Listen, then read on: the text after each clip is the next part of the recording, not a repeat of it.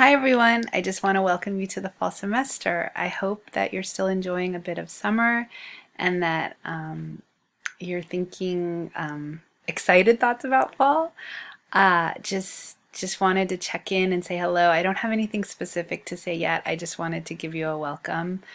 If you want to peek at the shell, because I'm pretty sure they open on the 12th, I'd invite you to look at it and then email me with any questions you have.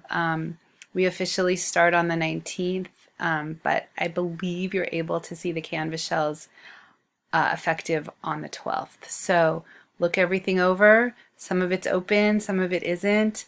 There's meet and greets that we're going to all do in every class on the first day. So that should be on there for you to see kind of the questions I'm going to ask you on the first day. No pressure. You don't have to do any homework or anything. You just need to come with an open mind and open heart, and we'll have a good semester. But like I said, feel free to email me if you have any questions.